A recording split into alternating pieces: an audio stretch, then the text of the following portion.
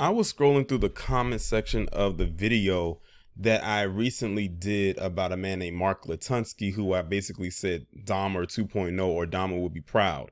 And I was looking through the comments, and one of my subscribers had left the comment and said, Taurean, look up this individual by the name of Chance Seneca out of Louisiana, who was like, I think 21. I think he might be 21 now, who was going around doing some or trying to do some Dahmer-esque type things. And I said, you know what, let me go ahead and look this up. And yeah, it's lining right up with it.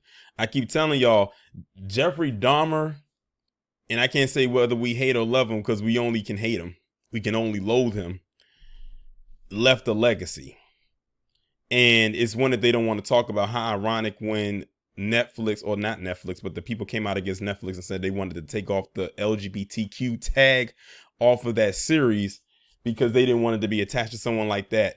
Yet we're having more of these pop up lately where the tag could actually be attached to it, whether they make a movie or series about them or not.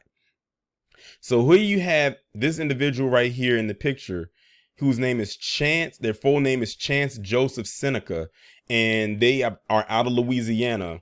And they actually planned or plotted to take out Academy members by luring them on that app Grindr, which is the same app that Mark Latunsky used. In case people are unaware, that Grindr app is a dating app for those who are in the Academy. I think we can pretty much figure that out by now in case you didn't get the gist. Now I'm gonna go ahead and read this article that's coming from Heavy. Now this article was posted March 18th, 2021. So I'm gonna read this article, then I'm gonna read an article that has been updated like in the last day or so. And I'm recording this video October 2nd, 2022. Chance Joseph Seneca is the Louisiana teenager, he was a teenager at the time, facing a federal hate crime charge after investigators said he confessed to nearly killing an 18-year-old man he met on the dating app Grindr. According to the criminal complaint, Seneca admitted he invited the victim over to his father's house with the intention of murdering and dismembering him. The victim spent nearly a month in the hospital, but has luckily recovered. Department of Justice prosecutors explained in a news release that Seneca, age 19 at the time, was also accused of kidnapping a second man and attempting to kidnap a third. A federal grand jury indicted Seneca on 6 charges, including hate crime with attempt to kill. Now it's going to break down some more details. Now, again, I have to add in a disclaimer because it's going to get graphic. So discretion is advised. Here we go. Seneca was arrested on June 20th, 2020 in connection to his confessed attack on 18-year-old Holden White. Seneca later pleaded not guilty to an attempted murder charge, KATCV-TV reported. Prosecutors in the 15th Judicial District Court added a hate crime charge in January 2021, according to the Academia Advocate. The FBI joined the case soon after that. A grand jury indicted Seneca on 6 additional federal charges on March 18th, which was filed in the Louisiana Western District Court. According to the federal criminal complaint, Seneca admitted in separate interviews with the Lafayette Police Department detective and an FBI agent that he had planned to kill White. The complaint notes that Seneca read his Miranda rights before both interviews and agreed to talk to officials without a lawyer present. Seneca explained he met White on the dating app Grindr. He said they also communicated over Snapchat. White explained to KLFY-TV in January that he and Seneca chatted for about a month before they agreed to meet in person.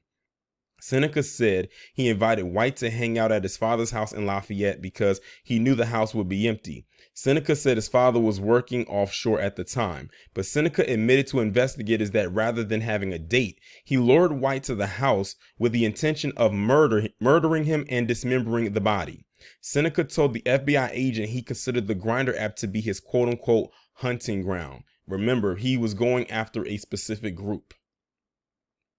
And it doesn't specify if they broke it down as demographic wise as far as race, but his main target was people in the academy. It probably didn't matter what their race was, just as long as they fell into the umbrella of the academy.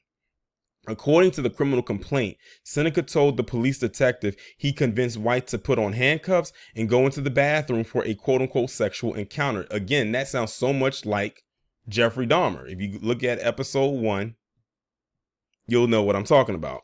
Seneca added to the story when he spoke with the FBI agent a few days later, explaining that he had also held a gun to White's back. White recalled the situation differently months later. He told KLFY-TV that he and Seneca had been playing video games. He did not mention handcuffs. White said Seneca briefly left the room, came back with a cord, and suddenly wrapped it around White's neck. Seneca admitted that he strangled White from behind until White was unconscious and placed him in the bathtub. Seneca explained to investigators that once he had White in the bathtub, he stripped the victim's clothes off before slicing the victim's wrists down to the bone. Yikes, that's crazy. Man, that had to be extremely painful. It doesn't sound like this guy was given any type of sedatives to not feel the pain, so he felt that.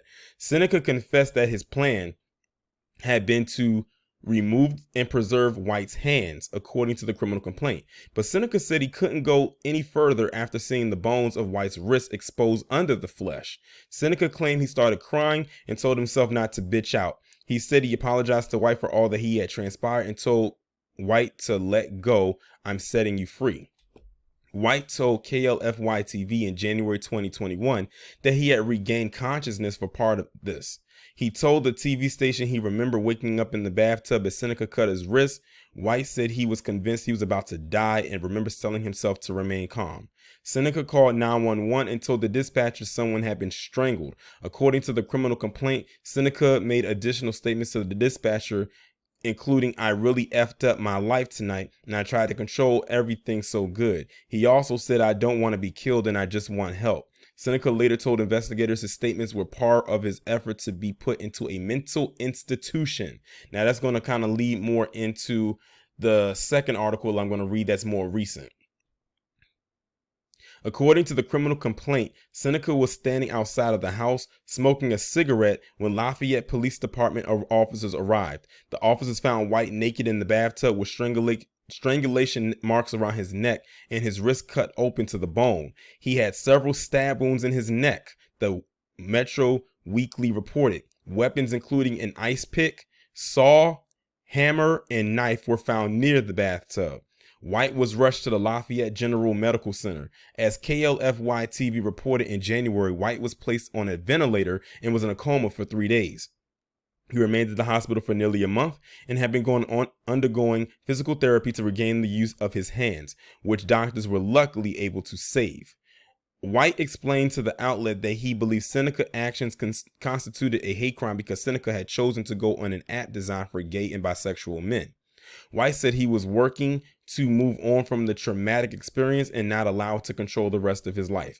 After the attack, White's sister started a GoFundMe campaign to help pay for medical expenses and to help support her brother throughout his recovery. The campaign raised more than $112,000.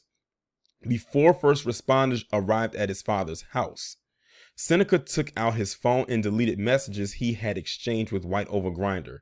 According to the criminal complaint, Seneca told the detective he did this in an attempt to get rid of things, quote unquote. The federal indictment does not provide detail about the two other victims Seneca interacted with during this time period. Prosecutors noted in the news release that on June 19th and June 20th, 2020, Seneca attempted to kidnap one man and successfully kidnapped 2 other men through his use of Grindr, a dating application for gay and bisexual men. The statement further explains that the defendant possessed a firearm in furtherance of the hate crime and that he tried to cover up his actions by deleting communications between himself and the victim of the attempted murder. It was not clear whether Seneca physically assaulted the other 2 men. Prosecutors said the grand jury decided to indict Seneca on federal charges based on his attempted murder of a gay man and his overarching scheme to kidnap and murder gay men whom he met online. The charges include hate crime with attempt to kill, possession of a firearm in furtherance of a crime of violence, kidnapping, in which he got 2 counts, attempted kidnapping, and obstruction by destruction of records. Seneca faces a possible sentence of life in prison if convicted. Now, peep this, y'all, what I'm about to read. Now, remember what I kept saying about Jeffrey Dahmer and his little the people that are being inspired by him, and how Jeffrey Dahmer, how he could have pulled this off in this day and age. Literally, this guy is doing exactly what Jeffrey Dahmer could have done today if Jeffrey Dahmer had social media back in the late 70s, 80s, and early 90s. Peep what I'm about to read to you. Jeffrey Dahmer is the infamous serial killer who confessed to murdering at least 17 men and boys between 1978 and 1991. As history explained, Dahmer dismembered his victims, and there was evidence that he also ate some of his victims. Dahmer was arrested in 1991 and sentenced to multiple life terms behind bars, according to biography. He was killed by a fellow inmate, our superhero Christopher Scarver, in 1994. Seneca appeared to either idolize Dahmer or at least be very interested in Dahmer's case. According to Metro Weekly, Seneca used a picture of Dahmer as his profile photo for several months, dating back to October 2019. That was a huge red flag right there. Anybody who has Jeffrey Dahmer as their profile picture on any social media account should definitely be thoroughly investigated. The magazine included a screenshot of Seneca's Facebook account. The account appears to have been deleted or suspended since then. Now, that's the entire article right there as it pertains to 2021, everything that I just read off of Heavy, which was a lot of information. Y'all know I love reading stuff off of Heavy. Now I'm shifting gears to this other website called kpel965.com, which posted an article on September 30th, 2022, which just a few days ago. I'm recording this on October 2nd, where it's talking about him pleading guilty. Keep in mind, they mentioned something about him hoping to go into a mental institution in the previous article I read. So if he just says he pleads guilty to what he did, he's probably looking for a plea deal, or they're going to try to see if they can actually get him to plead insanity. A Lafayette man has pled guilty to kidnapping in a case where he told authorities his intentions to use Grindr to kidnap and kill gay men. The case concerning the victim, identified only as HW, which, the previous article I just read, it actually had his whole name, which was Holden White, revealed that 21-year-old Chance Seneca was planning to use the dating app Grindr to kidnap and murder gay men. He told authorities he would not stop doing this until he was caught or killed. According to officials with the U.S. Justice Department, Seneca admitted that he would continue to lure gay and bisexual men using the Grindr app to harm and ultimately kill them. In this kidnapping case, Seneca admitted to authorities he picked up the victim, drove him to an isolated home, and then pulled a gun on the victim. Seneca demanded that the victim put on handcuffs. Authorities say that on June 20, 2020, Seneca tried to murder and dismember the victim. U.S. Attorney for the Western District of Louisiana, Brandon Brown, said, "The facts surrounding the events that took place in this case are very disturbing. It is nothing short of miraculous that the victims who endured the vicious attacks from this defendant survived." Seneca will be sentenced in January of next year. The maximum sentence for kidnapping is life in prison. Assistant Attorney General Kristen Clark of the Justice Department Civil Rights Division, and we definitely give that woman some side eyes for a multitude of reasons. The internet should be accessible and safe for all Americans, regardless of their gender or sexual orientation.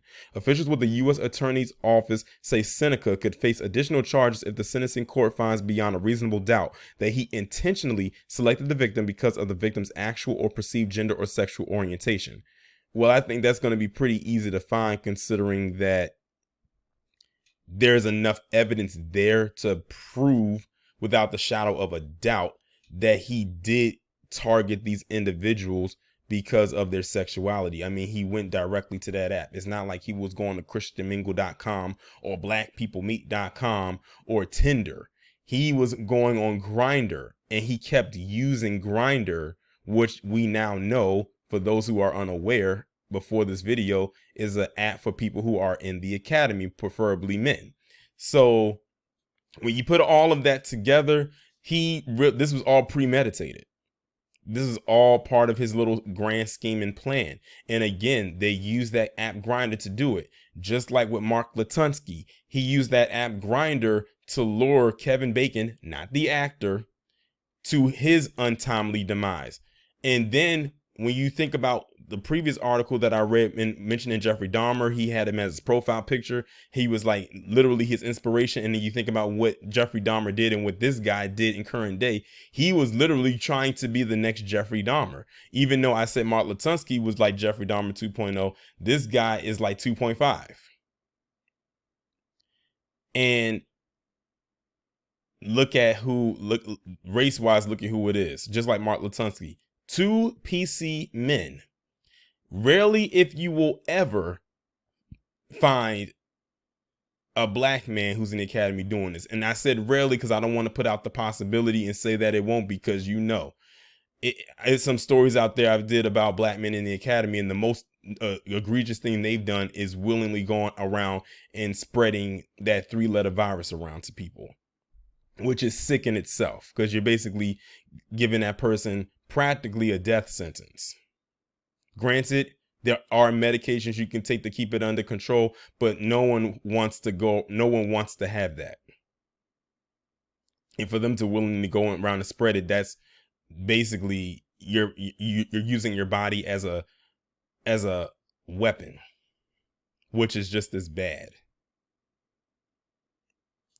But when I read stories like this, Jeffrey Dahmer is always going to come to mind because he practically laid down the blueprint. And these are his little copycats. I told people if Jeffrey Dahmer got a hold of social media or had social media back then, he would have been even more successful with what he was doing. He was already successful, but he would have been even more successful. So now he has his little underlings, his little proteges like this guy and Mark Latunsky doing it for him in the name of Jeffrey Dahmer. And that is how you keep someone like him. That's how you keep his legacy alive, when you have copycats like this. Just like when it comes to people who do those and commit those mass school shootings, Columbine is who comes to mind when it comes to that. Granted, Columbine was not the first mass school shooting. They're one of the more infamous ones. Like when you think of that, Columbine's always going to come to mind. And I have one more question to ask the Academy, especially when it comes to black men, because they love to say this about black men. They love to say that black men are the most homophobic, this, that, and the third. Meanwhile, you have this guy right here. I don't know what he identifies sexually, like his sexuality was, but this guy was literally going on a app designed for people who are in the academy, targeting them and kidnapping them with the intent to take them out and dismember them and do whatever he wanted with the pieces, and basically try to be another Jeffrey Dahmer. You have Mark Latunsky, who was actually successful doing that with one person, and he was in the academy himself, and he happened to be PC just like this guy. So my question to them is, are they going to talk about this? Are they going to say how homophobic this is, or are they just going to leave it alone? We are in the age of technology, so you can't say that you aren't even aware of this happening. And granted, you might not be aware of this going on, because I didn't know this was going on until I scrolled through my comments. Imagine if I didn't look through my comment section, I would have never came across this crazy story. But for those who are in that academy and live that lifestyle, who are aware of this story, what do you have to say about this? Because he wasn't targeting heterosexual people. He was targeting you. And the crazy part about it is, I'm sure there's going to be more stories like this that are going to come out somewhere down the line. But that also speaks to the nature of how a lot of the people in the academy are. A lot of them are very, very out there, quote unquote. If y'all can read between the lines, and when I say out there like that, you know exactly what I mean. I don't have to go into the graphic, raunchy details about it. A lot of them really put themselves in that space sometimes because they feel like someone's giving them some attention, or someone looks good or pleasing to their eye, to the aesthetic. And then this is what ends up happening. You don't vet properly. Oh, they could just say a few things to you, or they look nice to you, and then before you know it, you end up in the clutches of a monster like this. I'm going to end the video right here. Tell me what you think about it down in the comments. Hit that subscribe button, click the bell twice, If for any reason the bell is not working, I upload my videos in a Premiere style format, which means you can click the notification button on the thumbnail and the notification should come to you. The links will be down in the description. I'll talk to you in the next one.